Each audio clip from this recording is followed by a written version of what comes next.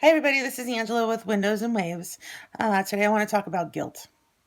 But before that, I want to apologize for not putting anything out for a while. We, live in a place where the internet is affected by things like sun flares and such. So, even though I don't live in the most remote area of Alaska, I I have issues with the internet occasionally. With that said, I should be putting out more content within the next couple of days. So please stick by. And if you haven't been here before, subscribe, like the videos you like that you're interested in. Um, I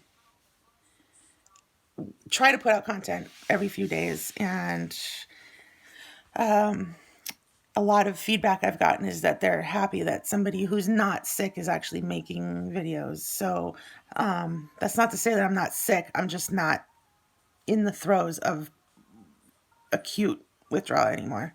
Um, but back to the topic, I want to talk about guilt and the guilt associated with using and withdraw and the things that you've done or haven't done and how that affects your life.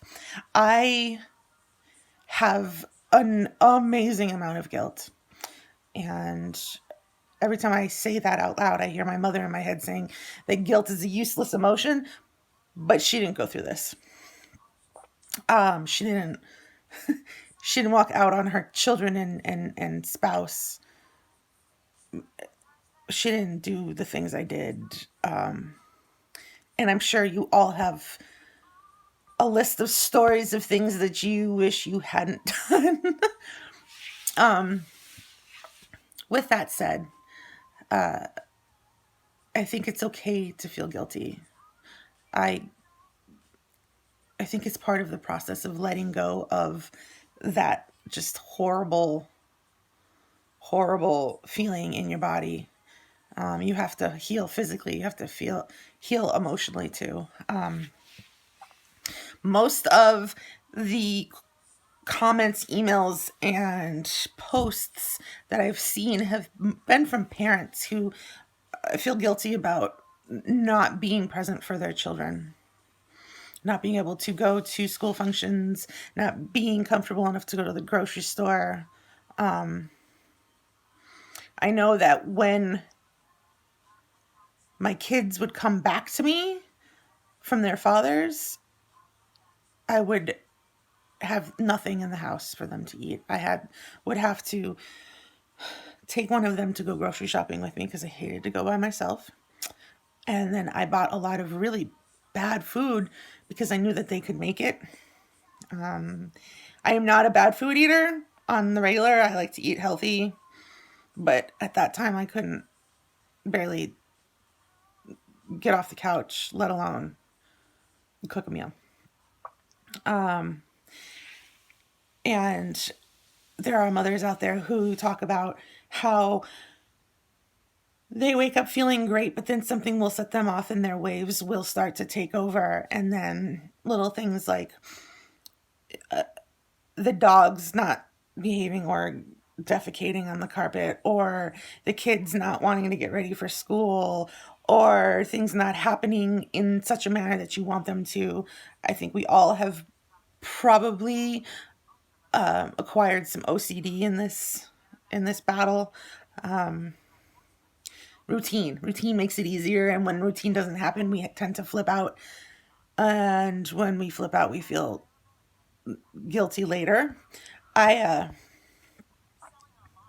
I know that I scream and yell when towards the end of the day if I haven't given myself a break, or some THC, and my kids, feel the brunt of it. Luckily, they're for the most part old enough to understand that this is just a part of the process and that I'm not really that mad at them. I'm just suffering a little. Um, but I've been thinking, like, how do we get away from this guilt? I'm never going to tell anybody not to feel guilty because that's not fair. We all have our reasons to feel guilty. But I will say that having somebody to talk to, ironically, for me, The person that I most look forward to talking to about stuff is actually the person I did the most damage to. I'm very, very lucky that my best friend is still willing to be my partner in life to a degree. Um, so I can talk to him about some of the things that really bother me and some of the guilt. But some of you don't have that out there. So I recommend getting a psychologist, somebody who won't prescribe you pills, and come armed with information, because a lot of people don't want to believe that what you're going through is real. So if you can present the information, they'll start to listen to you a little bit more. I I know that people have guilt for not being able to work. Lord knows I wasn't. I actually hadn't worked in about 4 years and started to try to find work while I was detoxing and not understanding what was going on. And nobody was hiring me.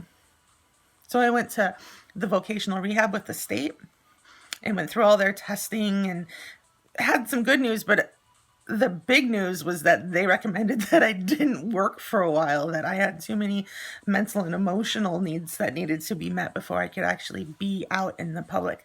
So that actually is one of the keys to getting extra help.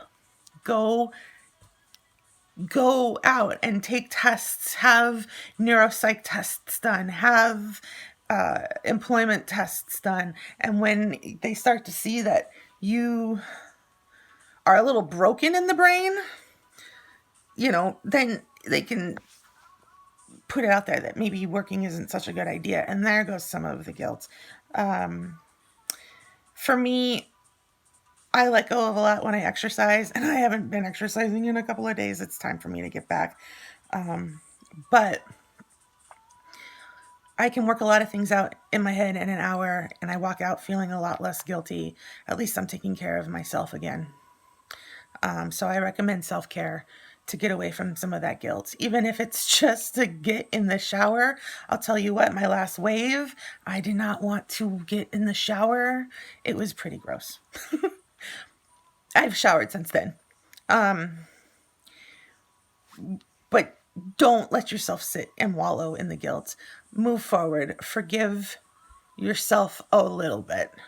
None of us knew when we started taking those little pills that we were going to be in a world of hurt. None of us knew that when we became dependent on a substance, that derealization would hit and we would start behaving like somebody completely different and be delusional and do horrible, horrible things. None of us expected that when we started taking a pill to help us with sleep or to get us out of serious GAD, we would end up not being able to work or losing our jobs or losing our apartments.